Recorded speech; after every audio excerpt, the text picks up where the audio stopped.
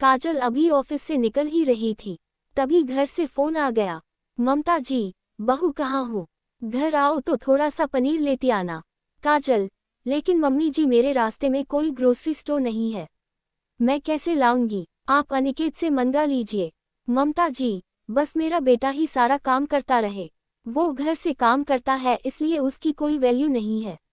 जरा सा काम बता दिया तो नखरे हो गए। काजल, मम्मी जी मैं ले आऊंगी पनीर, और भी कुछ लाना है क्या?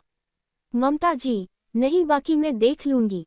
फोन रखकर ममता जी सीधे अनिकेत के बेडरूम में पहुंच जाती है। ममता जी, मैंने पहले ही कहा था कि नौकरी वाली लड़की नहीं चाहिए, लेकिन तूने एक नहीं मानी। अब जरा सा काम बोलो तो छूटते ही कह देती है अनिकेत से मंगा लो। हम कभी अपनी सास के सामने जबान नहीं खोलते थे। अनिकेत, मम्मी क्या लाना है मैं ला देता हूँ।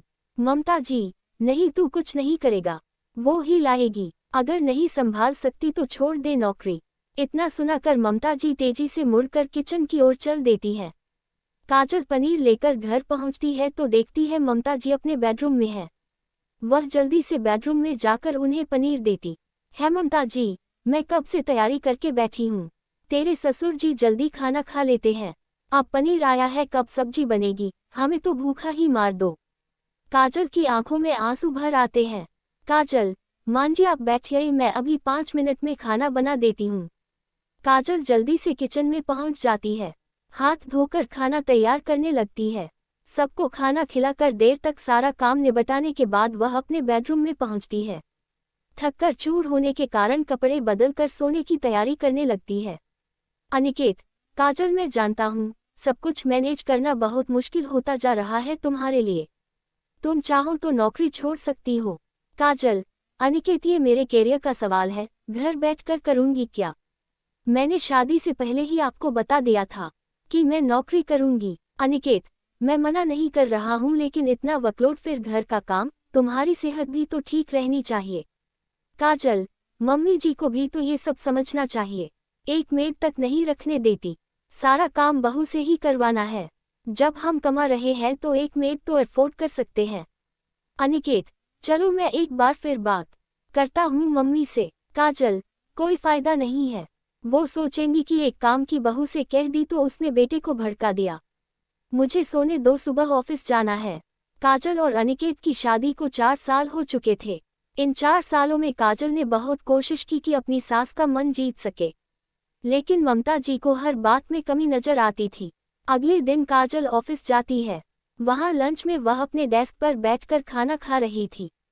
तभी स्वीटी उसके पास आती है। स्वीटी, क्या बात है, अकेले बैठकर लंच कर रही है? लगता है तेरी सास ने आज कुछ स्पेशल रखा है तेरे टिफिन में। काजल, अपनी ऐसी किस्मत कहाँ, यहाँ तो खुद बनाना पड़ता है, सुबह सबके लिए नाश्ता, फिर खाना, यही सब शाम को।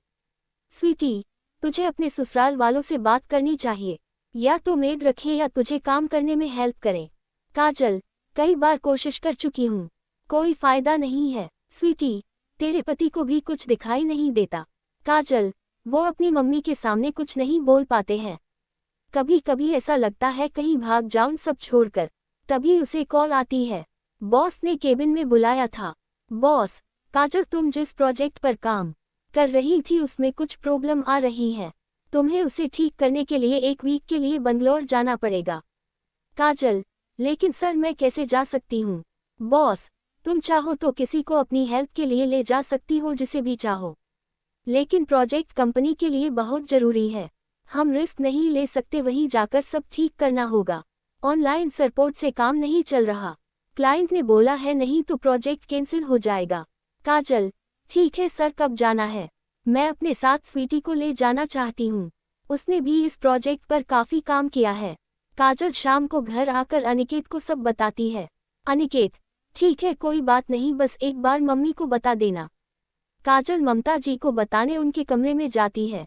ममता जी, ये क्या कह रही हो बहू, तुम्हें हमने नौकरी करने की परमिशन दे रखी है, इसका मतलब ये नहीं कि अकेले सैर सपाटा करने चली जाओ, ये सब नहीं चलेगा, मना कर दो या जॉब छोड़ दो। काजल, लेकिन मम्मी जी बहुत जरूरी प्रोजेक्ट है। ममता जी, हमने भी दुनिया देखी है, ये सब बहानेबाजी हम अच्छे से जानते हैं। काजल, मम्मी जी मैं कोई बहाना नहीं बना रही हूँ, आप जो समझो, लेकिन मुझे जाना पड़ेगा। काजल ये कहकर वापस अपने बेडरूम में आ गई। ममता जी पीछे पीछे आकर अनिकेत को डांटने लगी। ममता जी, बेटा हमें वृद्धा आश्रम भेज दे। जब बड़ों की कोई इज्जत ही नहीं है तो क्या फायदा यहाँ रहने का। फिर तुम दोनों सैर सपाटा करते रहना। अनिकेत, मम्मी वो सैर सपाटा करने नहीं जा रही है, जरूरी काम है। मैं समझता हूँ, मुझे भी कभी कभी जाना पड़ता है। ममता जी, तेरी बात अलग है। बहू ऐसे नहीं जा सकती, तू सोच ले। अगर तुम्हें अपनी मनमानी चलानी है तो हमें वृद्धा आश्रम छोड़ा। काजल की आंखों से आंसू बह रहे थे। तभी दरवाजे पर डोर बेल बजी। अनिकेत ने जाकर दरवाजा खोला। अपनी बहन सुधा को देखकर अनिकेत चौंक गया। अनिकेत, क्या हुआ सुधा, तू रो क्यों रही है? और इस वक्त सब ठीक तो है? सुधा अनिकेत के गले लगकर रोने लगी। ममता जी, बेटी क्या हुआ, तू इस